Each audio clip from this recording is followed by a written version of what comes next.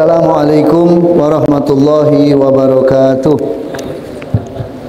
Alhamdulillah wassalatu wassalam ala Rasulillah Sayyidina wa Maulana Muhammad ibni Abdullah wa ala alihi wa sahbihi wa man wala wala hawla wala quwwata illa billah. Subhanaka la ilma lana illa ma 'allamtana innaka antal alimul hakim. Rabbi shrah li sadri wa yassir li amri wahlul 'uqdatam min lisani yafqahu qawli. Amma ba'du. Ma'asyiral muslimin wal muslimat, mukminin mukminat, wabil khusus segenap jamaah Majelis Taklim Musalah Nurul Iman Kampung Lurung Pekapuran 4 Ulu Laut Palembang yang dirahmati Allah Ta'ala. Alhamdulillah, segala puji bagi Allah atas segala nikmat dan karunia yang telah Allah berikan dengan kita. Maka kita sebagai hamba Allah Subhanahu wa Ta'ala, hendaklah patutlah kita untuk mensyukuri nikmat tersebut dengan tidak menampakkan keluh resah, dengan tidak menampakkan kekurangan yang ada pada kita. Selalu bersyukur kepada Allah dengan nikmat tersebut, kerana ketika kita bersyukur, maka nikmat tersebut akan menjadi nikmat yang langgeng buat kita dan akan ditambah nikmat dari Allah Ta'ala.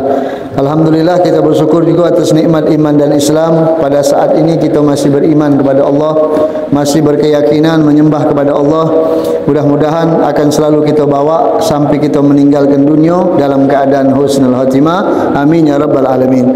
Ma'asyiral hadirin wal hadirat, mustami'in mustami'at, mukminin mukminat, lebih khusus jamaah Musalah Nurul Iman, orang-orang tua kita, yang malam ini insyaAllah kita akan menyambung kembali pembahasan daripada kitab Nasihul Diniyah. Masih kita berbicara tentang menjaga anggota badan, dan kita masih bab tentang lisan. Wa min afatil lisan, di antara bahayanya lidah, an-namimah, yaitu mengadu domba. Naqlu kalamin nas ba'duhum ila ba'din, yaitu memindahkan ucapan manusia ke manusia yang lain. Tujuannya merusak, tujuannya menfitnah, tujuannya mengadu domba antara sesama muslimin. Itu namanya namimah. Allah Subhanahu wa Ta'ala berfirman di dalam Al-Quran, wala tuti kullahallafin mahimahin hamazin masya'in binamin. Jangan kalian nurut dengan wong yang galak main sumpah palsu. Jangan kalian nurut atau meloi mereka, dan juga jangan nurut dengan wong yang galak mengadu domba. Berjalan kesehariannya kulu kele, cuman gawenya ngadu domba. Nyampe ke omongan ini, ke situ, ke sana, ke sini. Akhirnya terjadilah perpecah belahan antara saudara-saudara kita kaum muslimin. Nabi Muhammad SAW bersabda, la yadkhulul jannata qattat, tidak akan pernah masuk surga seorang pengadu domba. Kemudian Rasulullah juga berkata, syiraru ibadillahil masya'una bin namimah. Hamba Allah yang paling buruk itu adalah mereka yang galak kulu kele tapi ngadu domba. Al-mufarriquna bainal ahibba, memecah belah antara orang-orang yang tadinya akrab, akhirnya dipecah belah oleh dia. Itu manusia yang paling buruk yang dikatakan oleh Rasulullah SAW. Kemudian Nabi juga mengatakan, innan namimata wal hikda finnar. Sesungguhnya namimah itu dan hasud atau dengki itu dua-duanya di neraka. La yattami'ani fi qalbi muslim, tidak pernah berkumpul di hati setiap muslim. Jadi dua sifat ini, sifat ngadu domba sama sifat dengki ini tidak mungkin ada di hati muslim. Jadi maksudnya apa? Kalau memang ada wong yang punya sifat ini, berarti wong itu diragukan keislamannya. Kenapa? Sebab dua sifat ini sifat yang ditempatkan Allah ke di dalam nerakanya Allah Ta'ala. Nah, ini nak ngadu domba. Jadi Nabi juga mengatakan, laisa minni zu hikdin wala namimatin wala kahanatin wala ana minhu. Bukan dariku, bukan kelompokku, bukan menjadi bagian umatku mereka yang dengki, mereka yang punya sifat pengadu domba, provokator, mereka yang galak kahana. Kahana itu tukang tenung, tukang sihir, tukang santet. Itu bukan daripada umatku. Wala ana minhu, dan aku juga bukan kelompok dari dia. Ini kata Rasul SAW. Dan Allah nyatakan, kemudian Rasulullah membacakan ayat ini, walladzina yu'zunal mu'minina wal mu'minat orang-orang yang galak mengganggu, yang suka mengganggu orang-orang beriman dari golongan laki-laki dan wanita, bighairi maktasabu, dengan apa yang mereka tidak lakukan, faqad ihtamalu buhtanan wa isman mubina, berarti mereka telah melakukan perbuatan dusta dan mendatangkan dosa yang nyata. Jadi artinya apa dia? Mereka orang-orang yang galak mengganggu orang beriman dari laki-laki dan wanita, bighairi maktasabu, bukan perbuatan mereka dibuat-buat, diadu domba, dijadikan hasud. Itu kata Allah, mereka telah membuat berita yang mendustakan dan menjadikan dosa yang nyata buat mereka. Makanya salaf kita mengatakan la yakunun namam illa walazizina. Si provokator, kata tukang aslab kita, ulama kita mengatakan, tidaklah si pengadu domba itu kecuali anak zina. Jadi wong yang galak ngadu domba itu, kata salaf kita, itu wong tak ada benar gitu. Bukan dari anak benar, dari anak zina. Itu kata salaf kita. Nah, kemudian ngadu domba ni ada jenisnya. Yang paling dahsyat, yang paling keji, apa namanya? Si ayah. Si ayah itu, apa arti si ayah? Dia natangi pejabat, dia natangi pemerintahan atau wali atau yang diwakilkan di daerah tersebut. Dia mengadu domba. Tujuannya untuk apa? Untuk mengadu domba, menyebarkan permusuhan. Apalagi kalau umpama ada si kok wong yang dibencinya. Wong ini berpengaruh. Nah, dia datangi pejabat supaya wong ini mendapat kegangguan, mendapatkan halangan dari dakwahnya dia. Dan dia ada lagi yang tujuannya untuk dapat duit, bagian harta, dan mendatangkan keburukan bagi orang tersebut. Ini sangat besar dosanya. Ini sangat besar dosanya, malah dikatakan berlipat lebih daripada dosa namimah. Berai-rai 12. Natangi pemerintah, natangi wong pucuan, ngadu domba. Artinya ngadukan wong yang tidak didemaninya. Nah, ini ada cerita. Dulu diceritakan ada seorang raja. Raja ini punya wong yang galak nasihat dia. Ceritanya tadi. Wong ini galak nasihat dia. Jadi setiap si penasihat ini datang ke raja, ngomongnya macam ini. Perbuatan baik akan dibalas, perbuatan buruk akan dibalas. Kata yang ini nasihat raja tadi. Akhirnya kerana dia ni dekat dengan raja baiklah kalau dekat sama raja, kebutuhannya tercukupi. Adalah si kawannya yang hasud. Kawannya tadi hasud dengan dia, iri, ngadu domba dengan dia. Dengan iri tadi, akhirnya pas giliran si pulan ini keluar dari tempat rumah raja, datanglah dia masuk ke raja. Dia ngomong sama raja tadi. Raja macam lah cerita-cerita yang galak nasihat raja itu sebenarnya dia tu ada sanggahan di hati dia dengan raja. Ngadu domba. Apa dia sanggahannya? Dia tu ngomong katanya mulut raja tu bau. Kata dia tadi dia ngomong mulut raja tu bau katanya. Madai je raja. Mana bukti? Nah, kalau raja tak percaya, agak raja jingok kalau dia datang lagi, pasti dia nutup. Kalau dia nutup mulutnya, berarti dia mengasalkan bahawa mulut raja tu bau. Raja-raja ajak ngomong sudah. Kalau umpama dia nutup hidung sama mulutnya, berarti benar apa yang aku katakan. Sudah hati rajanya. Kau ni jangan ucap-ucap ngomong benar-benar Baliklah dia tadi keluar. Begitu keluar ketemulah dengan si pulan ini tadi. Waduh, baiknya dia berai 12 tadi. Aduh, apa khabar? Melok aku ni ada kesenangan. Aku nak pengen niatnya nak ngajak kau makan. Jadi dia tadi kan nak ngajak kau makan. Jadi dia melok aku, ajaklah ke rumah makan bahasa kita atau ke rumah dia. Dijamunya makan, disajikannya lah bawang Jepun atau sesuatu yang bau. Makanan yang bau. Barang kalau kita mungkin jengkol atau mungkin peti. Kalau zaman dulu bawang. Nah, disajiknya bawang. Makanlah dia tadi bawang. Begitu sudah makan bawang, dia tahu jadwal dia ngadep raja jam sekian. Jadi begitu selesai makan, jadwal dia ngadep raja. Maka dinjunlah makan bawang ini tadi atau makan sesuatu yang bau ini tadi, sehingga selesai dia makan, baliklah dia tadi ke istana raja. Kena jadwal dia untuk ngadep raja. Begitu masuk ke istana raja, maka seperti biasa Dia menyampaikan nasihatnya dia. Cuman begitu raja marah, ternyata dia nutup mulut. Dia tadi mutup. Nah, je rajanya berarti benar. Uji wong tak budak itu tadi benar. Dia ni nyangka mulut aku ni bau. Baik, tak kena kalau cak ini kurang ajar. Sudah, nulis surat raja. Baik kereta sika, tulis surat. Isi suratnya apa? Ke Algojo, yang tukang menggal kepala, yang ada di depan kota, depan pintu gerbang kota, ditulisnya, yang ngawak surat ini penggal kulit dirajon. Wong yang ngawak surat ini kau penggal, kau kulit kirimkan ke aku kulit dan mayatnya dirajon. Dah. Nah, kata rajanya, aku nak ngongkon kau. Masih dia ngenjuk tahu segala perbuatan baik raja akan mendapatkan akibatnya dan segala perbuatan buruk akan mendapatkan hasilnya. Itulah yang disampaikan dengan raja. Nah, sudah kata rajanya. Lantaklah kau nak ngomong apa je rajanya. Nah, ini surat kau gawak. Kau tolong unjuk ke sama Algojo aku yang ada di pintu gerbang kota. Kau gawak unjuk ke sama dia surat ini. Baik tuanku raja.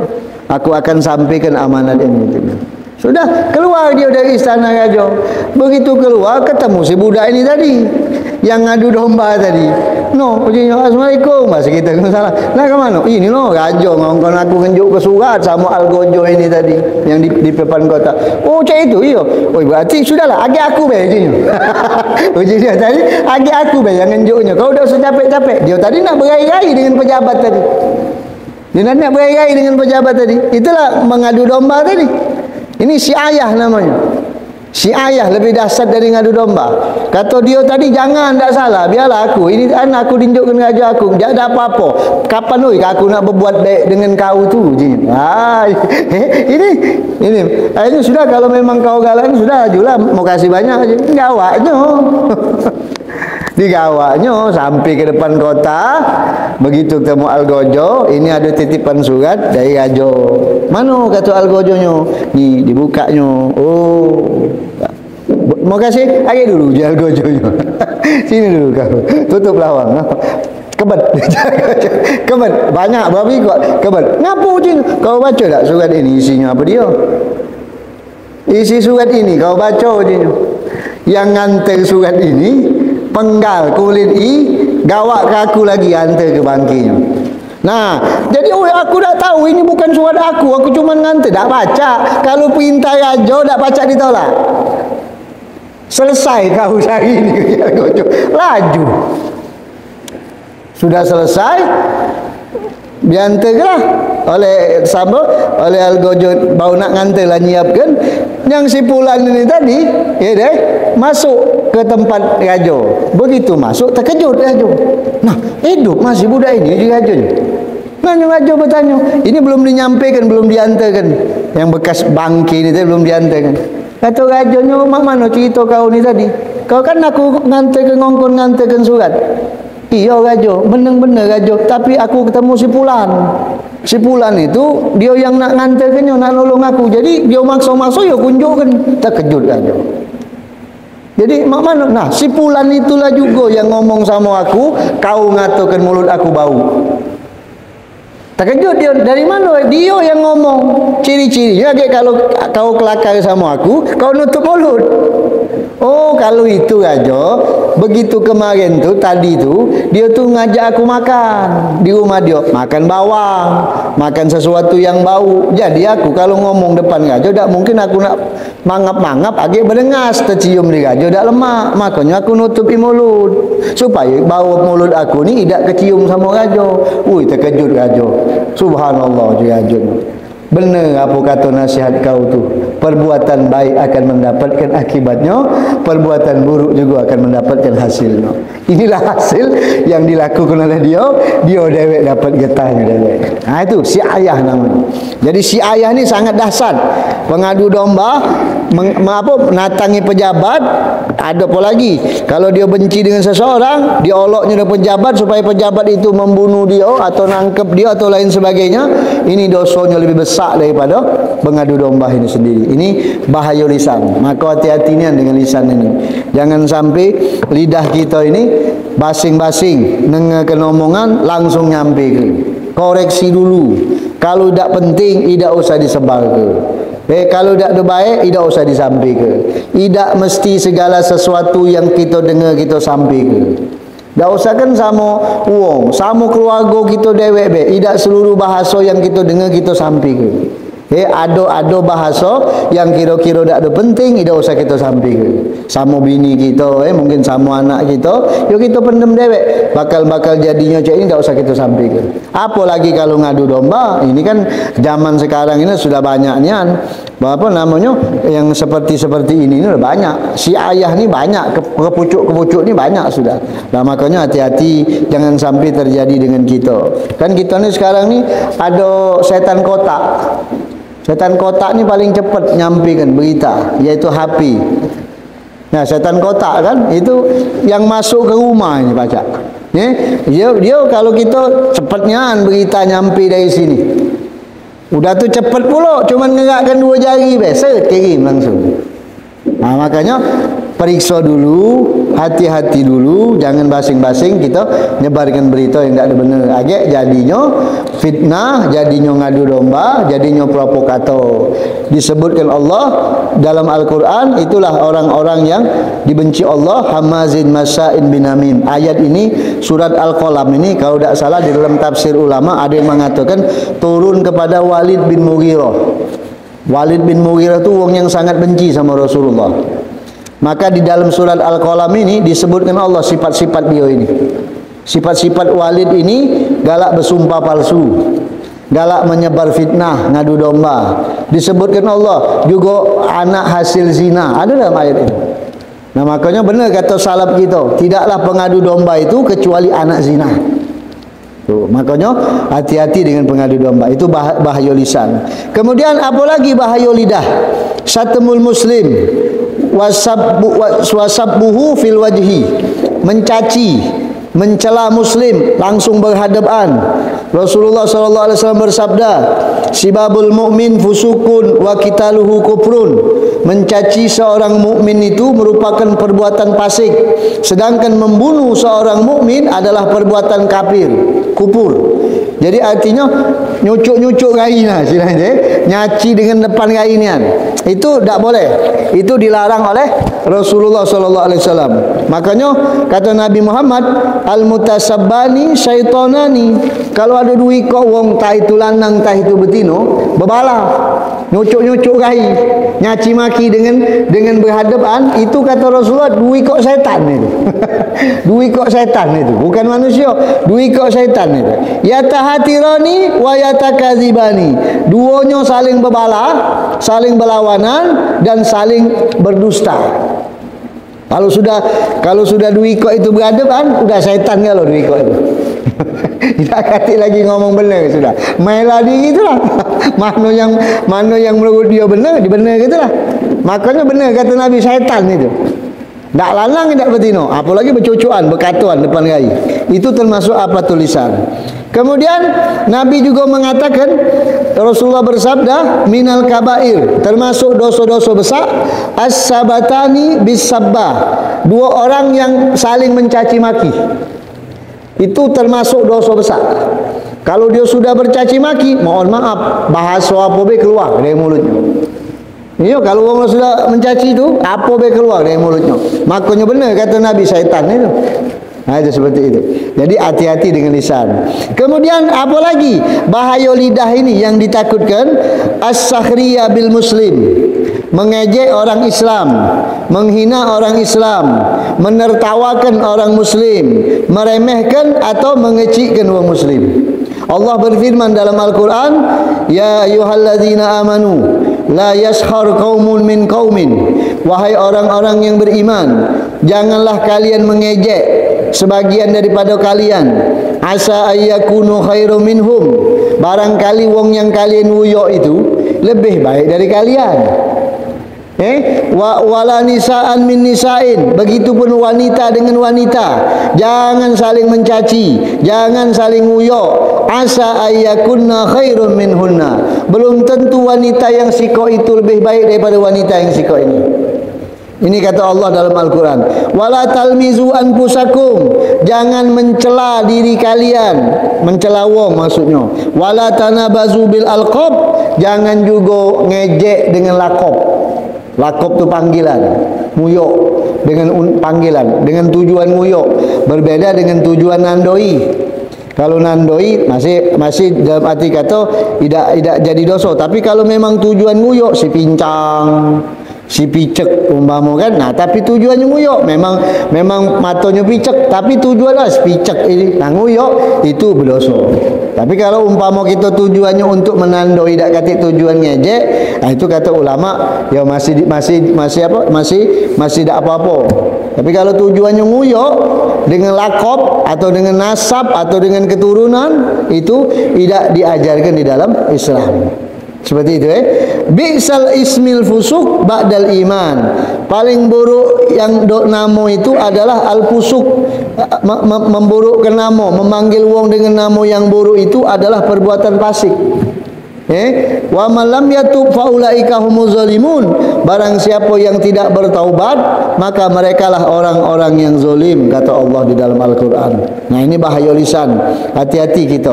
Tak usah nguyok, tak usah ngejek, tak usah nyindir.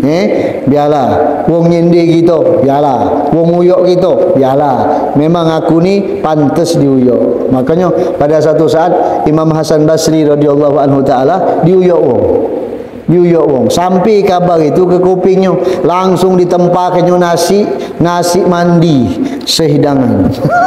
Teko iwaknya kambing, diantarnya nasi ke rumah dia. Nah ini hadiah buat engkau. Ya, karena engkau telah menghapuskan dosa aku. Kata Hasan Basri. Artinya apa memang kau ucapkan itu benar, apa yang kau ucapkan itu benar. Imam Syafi'i benar cak itu juga. Ada orang nyampe ke dengan beliau, katakan nguyok Imam Syafi'i, maka didatang Imam Syafi'i, kalau memang benar apa yang kau ucapkan ada pada aku memohon ampun kepada Allah. Tapi kalau seandainya apa yang kau ucapkan itu tak kati dengan aku, semoga Allah mengampuni dosamu. Hebat. Tidak dibalasnya, didoakannya. Memang berat, berat tantangan hidup itu. Itulah makanya kadang-kadang kita ngelamun, ya Allah alangkah beratnya nak ngamalkan ilmu ni. Tanggung jawabnya yang dipinggul, yang kita pikul ini berat. Apalagi kita yang ngerti, berat rasanya. Saro nak ngamalkan. Kalau tidak diamalkan, jadi bumerang buat kita. Dia kalau kita babit ke bumerang tu kan balik dewek ke kita. Nah makanya di sini sekali-sekali fikirkan hal itu. Jangan kita hanya pacak belajar be, jangan pacak mengajar be. Kita fikirkan, pengen nak ngamalkan ilmu. Mak mana beratnya tantangannya. Itu. Jadi kita berusaha untuk semaksimal mungkin. Apalagi yang berkaitan dengan manusia. Sebab dosa dengan manusia ini kan berat. Kalau dosa dengan Allah, innallaha ghafurur rahim. Allah Maha Pengampun, Allah Maha Penyayang. Tapi kalau dosa dengan manusia, agak dulu je Allahnya. Tak baca aku nak melok-melok gawe kau itu. Lajulah urusan kau dulu kelak sama dia. Itulah tadi. Makanya kadang-kadang kita kesian dengan wong yang ada dosa itu. Kesian kita tu kan. Kalau kita beban ke dosa dengan dia, agak dia ada apa? Dia punya anak bini, dia punya keluarga. Kesian kadang. Nah itulah beratnya kita ini, tantangan itu. Makanya benar, Nabi itu paling demen dengan orang yang ngamalkan ilmu itu di situ. Seperti itu. Ini bahaya lisan, hati-hati. Kemudian ada lagi bahaya yang dilakukan lidah.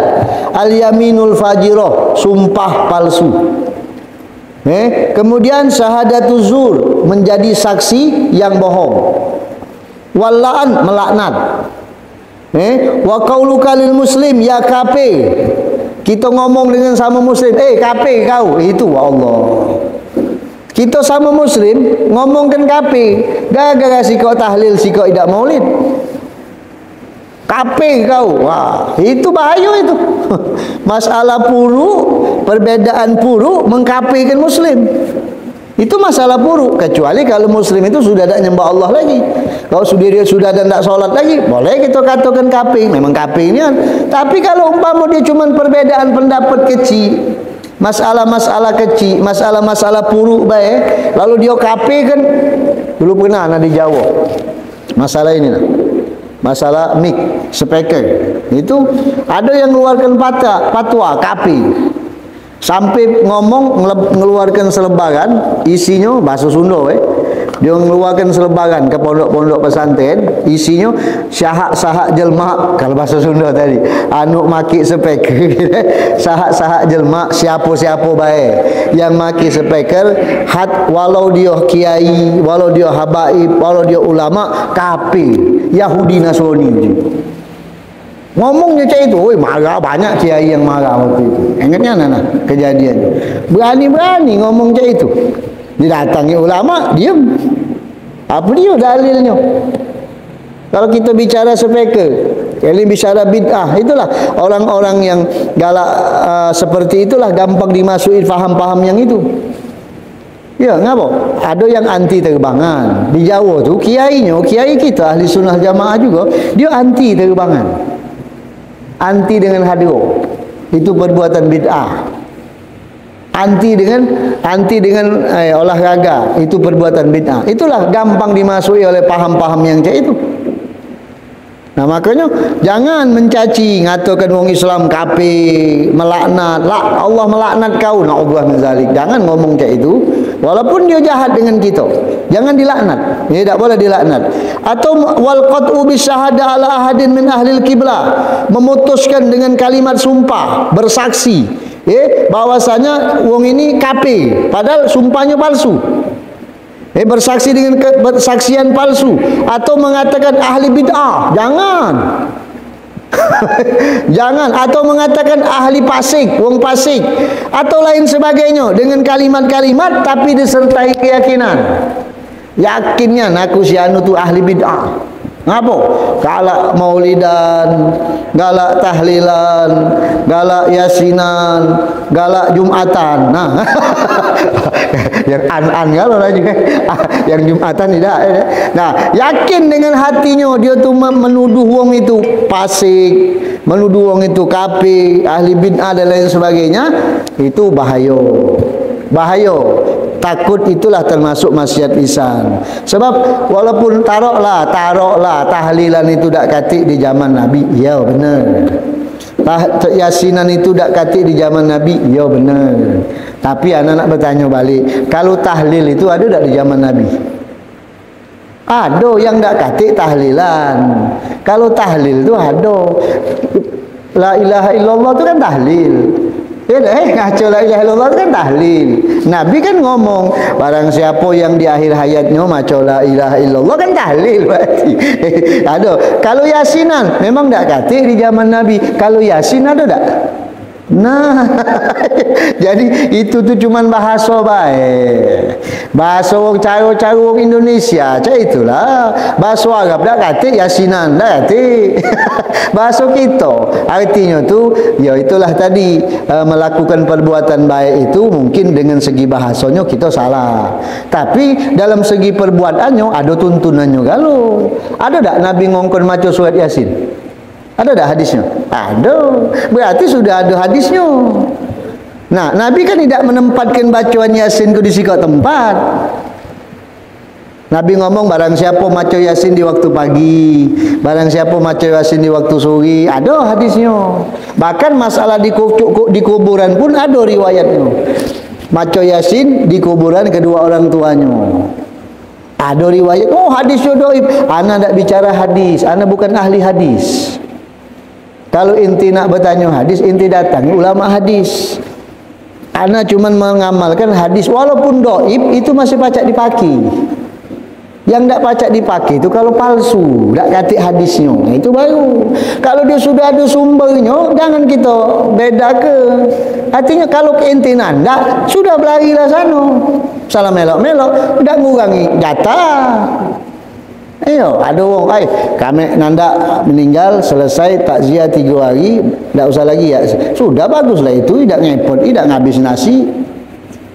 Ya, istilahnya. Woi, dari mana kamu? Kamu ni tak boleh nyusah ke masjid, wong lah masjid. Woi, kami ni ahli sunnah dari zaman gede-gede nenek moyang kami. Kalau ada orang meninggal, ngantai itulah kami.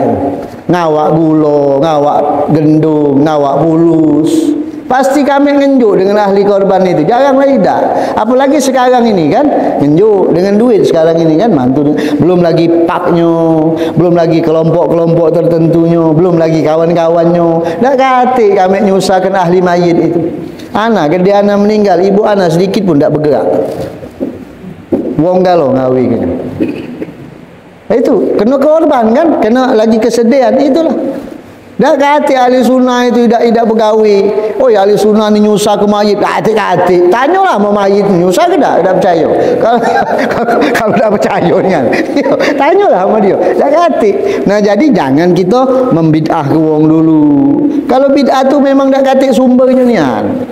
Tak kata rujukannya ni kan. Kalau dia sudah ada posnya, ada arahnya, sudah. Nah itu tergantung kita makinya mak mana. Nah kalau memang arahnya, oh kita maco yasinan, ngapo? Si anu selamat di dalam ngampok. Nah itu tak boleh. Kita maco yasin kerana dia selamat dalam ngampok. Nah itu lain lagi. Itu baru perbuatan sesat.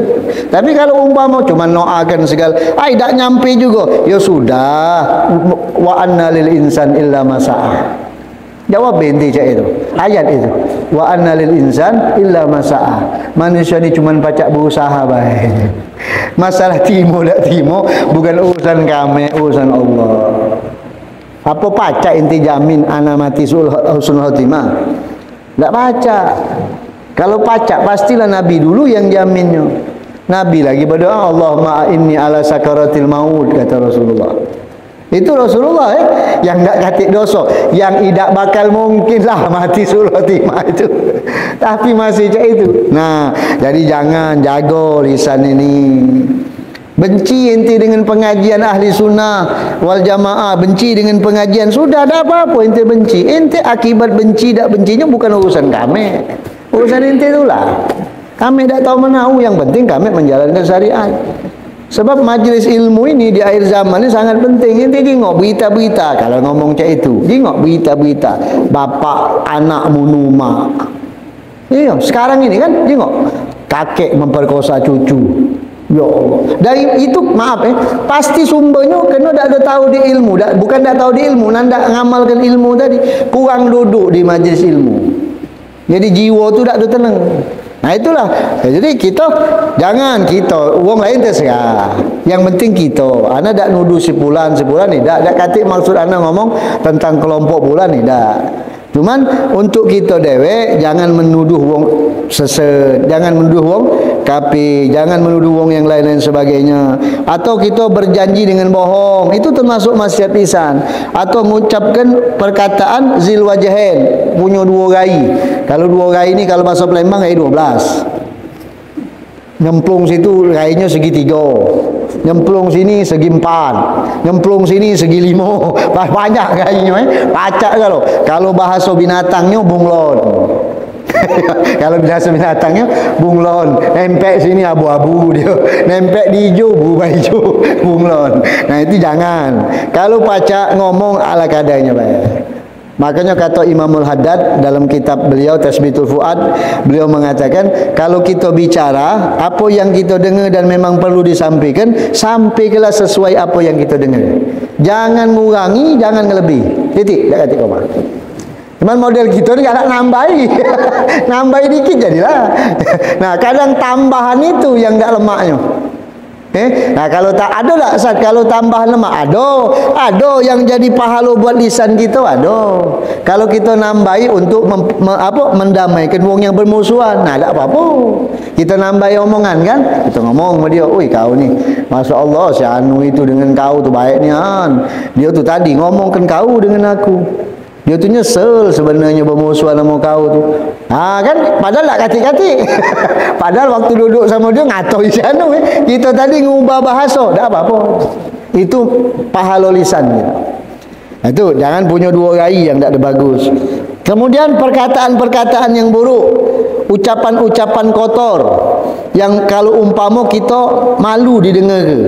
Atau berdebat. Nah, berdebat tak bagus juga. Berdebat itu berbantah-bantah itu tak ada bagus. Berhentilah berbantah-bantah itu. Apalagi urusan-urusan yang belum pernah terdengar. Cerita, macam anda pernah cerita kan kemarin ada 2 ekor orang lagi berjalan. Lagi berjalan, dia ni bercerita sama kawannya tadi. Kau nak kira-kira apalah yang jadi fikiran kau? Jadi kawannya tadi, aku pengen punya kambing. Pengen punya kambing, agak berapa hanya beranak, kambing aku jadi banyak. Kata kawan sikotnya, kau pengen apa? Kalau aku punya fikiran nak maling kambing kau jinyo. Ai, kau ni jahat ni ah. Dia, ai berbala. Berbala. Itu baru berangan-angan weh. Belum ada kambingnya. Berbala, beributan sampai ke wong yang dak katik salah kena ambil oleh. Akhirnya ada wong liwat no dengan ontonnya ngawak madu pula kanan kiri. Begitu pak tolong pak. Bapak beributan 2 ekor ini tadi. Inilah galak berbantah kata aguk ini. Barangnya belum ada. Dia lah beributan dulu. Pak tolong sampai gabak gubuk gabak akhirnya madu tu tumpah kalau. Contoh tu tumpah ke bawah. Ada apa? Ini pak ojinya. Aku ni kambing aku ni nak dimbeknya ojinya. Hai, madai. Iyo, di mana kambing kau? Di dalam pikiran aku. La haula wala quwata illa billah. Dalam pikirannya bau kambingnya tadi belum ada. Kamu ini alangkah ini gagal kamu tahu tak madu aku tumpah. Nah, jadi kalau umpama berdebat tidak baik. Tak usah berdebat. Kata Rasulullah, perdebatan itu kalau kita benar kita tinggalkan, kita dibangun ke rumah di tengah-tengah surga. Kita benar ni, kita tinggal ke perdebatan. Kita dibangun ke Rasulullah, kata Allah dibangun ke rumah di tengah-tengah surga kata Nabi. Kalau kita meninggalkan perdebatan kerana kita salah, kita ngeraku kita salah, kita tinggalkan, sudahlah aku yang salah. Dapat rumah, dibangun ke rumah di pinggir surga. Jadilah pinggir surga, jangan pinggir daman. Ya, walau daman surga dak apa-apa pinggirnya. Nah, itulah. Makanya kalau berlokak-lokak kenceng kenurat segala macam dak ketemu ujungnya, malah tinggal ke. Imam Syafi'i, ulama-ulama besar itu ahli kalau berdebat. Tapi mereka nak berdebat. Makanya Imam Syafi'i mengatakan kalau ada ulama orang alim lah duduk depan aku, 1000 ekor orang alim, aku debat sama aku, kalah kalau dengan aku baca. Tapi kalau aku ketemu si orang bengak, nah sudah saru aku. Orang alim baca aku ada, tapi kalau orang yang bahlul saru aku nyegah. Nah, jadi maksudnya ya kalau berdebat itu bahaya lisan. Kemudian wa munazaatun nas fil kalam, perselisihan, bertentangan, beributan, cerita kampanye berbala. Cerita pemimpin beributan, duduklah baik-baik di pos kamling, tahu-tahu beributan, berbalai, tidak berteguran. Ngapa? Syanu milih syanu, lah sudahlah bodohnya nampaknya. Manusia dibela-bela. Kalau Allah ia menggali, ini manusia. Presiden si A, pemimpin gubernur si A, wali kota si A, berbala dia sekampung sama tetangga. Yang itu tak berbala. Dia yang berbala. Tolong tadi. Ya, sama-sama calon ni tak berbala, calon bupati tak berbala, calon gubernur tak berbala, dia yang berbala. Nah, kata aguk tadi, itulah. Jangan, itu bahaya lisan itu. Kemudian kasratul husumah, banyak musuh, bahaya lisan ni, banyak musuh menyebabkan banyak musuh. Wal khud fi ma la ya'ni, dan hati-hati jaga lisan masuk daripada sesuatu yang tidak penting kita omong ke. Jadi tak usah melok-melok, kalau tak penting tak usah ngomong. Diam deh sudah. Cak duduk ni, antum duduk di majlis ni. Antum diam. Kalau majlis ni salah, tidak antum tak disalah ke wong. Kita duduk dalam perkumpulan, bukan majlis perkumpulan apa namanya? Kelakar-kelakar bela. Mungkin perkumpulan musyawarah. Kita diam, tidak melok komen. Kena ke dulu gitu. Maka ketika itu terjadi keputusan salah, kita tak dimelok ke wong. Nah, itu maksudnya. Tapi itu jaga mulut. Nah, ini. Kemudian yang tadi disebutkan tentang bahaya lisan tadi, dari sumpah palsu dan lain sebagainya, seluruhnya ada hadisnya kalau. Seluruhnya ada hadisnya dan ayatnya kalau tentang hal-hal tersebut. Nah, maka dari sinilah fa'alal mu'min fin nazir li nafsihi. Dia harus melihat dirinya dewek. As-safiq ala dinihi, mukmin yang sayang dengan agamanya. Ayyakuna kama qala alaihi salatu wassalam, hendaklah dia menjadi seorang mukmin yang seperti disabdakan oleh Rasulullah, man kana yu'minu billahi wal yaumil akhir falyakun khairan aw liyasmut. Barang siapa yang beriman dengan Allah dan hari akhir, lebih baik dia ngomong baik atau lebih baik diam. Itu mukmin yang sejati. Tidak ngoceh kati aguk, lebih baik diam. Ya, wong kalau diam itu tak pacak ditebak. Kalau wong ngoceh, ketaka lah itu sudah. Ya, kalau wong banyak diam. Nah, kalau banyak diam juga ada dua wong. Memang wong tidak diam nian, memang wong jarang ngomong, yang sikoknya diam kena bisu ada juga. Tak pacak ngomong. Ngapalah wong ini tak pacak ngomong? Rupanya bisu. Itu ada lagi wong yang diam memang nandak ngomong, jarang ngomong. Ah, itu masya-Allah itu. Cuman jangan jadi yang diam jarang ngomong tapi sekali ngomong nyakit wong. Nah, salah pula itu. Oh, diam dia tapi sekali ngomong langsung ngatoi wong. Nah, itu jangan juga cak itu. Diam ngomong yang baik maksudnya. Jangan lebih baik ngomong yang baik atau lebih baik diam. Kalau bakal ngomong yang buruk mak diam. Wa afatul lisan kasira, banyak sekali bahaya lisan itu. Kalau nak mutalaah lagi, kalau nak nyingok-nyingok lagi, banyak sekali. Di dalam kitab Imam Ghazali banyak jenis bahaya lisan itu. Ada 20 macam yang menjadikan oncak lisan itu menjadi kehancuran buat umat, kehancuran buat manusia. Sampailah pernah dikatakan dalam satu riwayat dari Rasulullah SAW, setiap pagi anggota badan kita ini, tangan, kaki, seluruhnya ngomong sama lidah. Mulut, kuping, mata, itu ngomong sama lidah. Kami ini mak mana engkau baik. Hari ini mak mana engkau baik wahai lidah. Kalau engkau baik, kami melak baik kalau. Tapi kalau engkau buruk, maka kami akan menjadi buruk kalau. Jadi seluruhnya tergantung dari lisan kita. Ya benar, lisan ini kan tidak bakal keluar kalau tidak dikeluarkan. Kan berbeda dengan anggota badan yang lain. Nah, ini tentang lisan. Mudah-mudahan Allah memberikan kita lisan yang baik, bisa mengarahkan pada tempat yang baik. Nah, kalau nak mutalaah lagi, ya silahkan beli kitab-kitab tentang masalah lisan. Nah, kemudian apa lagi yang harus dijaga di badan kita yang penting? Baton. Tahu tak baton? Perut. Perut ini sesuatu yang harus dijaga, dipelihara, min ahamil muhimman, dari sesuatu yang paling penting perut ini. Kenapa? Dari apa? Wadzalika bikafihi anil haram wasyubhat. Agar kita menjaganya untuk tidak masuk sesuatu yang haram dan sesuatu yang subhat. Summa anfudul syahwat, dan juga agar terjaga daripada numpuk syahwat. Ngejar syahwat, ngejar keinginan kita. Perut ini keinginannya banyak. Banyak keinginan perut, percaya tak? Iyo, apalagi lapar. Kalau dia lapar, keinginannya banyak. Tidak dikit dia. Kalau dia lapar, oh jangan main-main. Yang halal hantam. Lapar. Makanya bahaya yang siko ini. Itulah ulama tu perhatiannya dengan perut. Kalau haram, kalau subhat, itu sudah jelaskan kemarin kan? Babnya sudah liwat itu. Bab arok kemarin. Nah, wa amma tasawwuf fi syahawat, adapun kita melebihkan dalam mengejar hawa nafsu, ngejar syahwat, atau wal iksar minasyiba, makan terlalu kenyang. Asak makan kenyang sampai senep, itu hukumnya makruh. Hukumnya makruh. Menurut syahwat, makan sampai kenyang itu hukumnya makruh. Kalau kita makan kan jangan sampai kenyang. Kalau kita terkeliwat kenyang, kalau kita menurut syahwat, itu sangat bahaya sekali.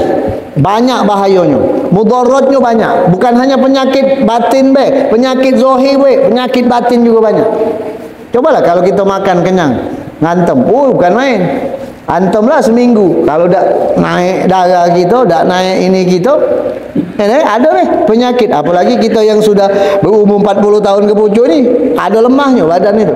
Sudah lemah, sudah kurang itu. Wa man nu'amirhu nulakishu fil halqi afala ta'qilun. Barang siapa yang umurnya sudah kami tua ke, nunakishu fil halqi, dikurangi juga ciptaannya. Jadi wong yang semakin tua itu dikurangi ciptaannya. Matanya rabun. Jadi giginya hilang. Kupingnya agak kurang dengar. Benar tak kira-kira? Benar tak kira-kira? Iya. Kakinya mulai sara berjalan. Itu Allah sebut ke dalam surat Yasin itu. Wa man nu'amirhu nunakkisu fil halqi afala ta'qilun. Tak berfikir apa kita. Nah, jadi jangan nuruti syahwat, jangan nuruti kenyang, makruh hukumnya, mudaratnya banyak, di antaranya yang menyebabkan bahaya terlalu nuruti nafsu, terlalu perut kenyang, itu qaswatul qalbi. Hati kita keras, tekak. Nandak nenge, tekak kendak gitu tulah.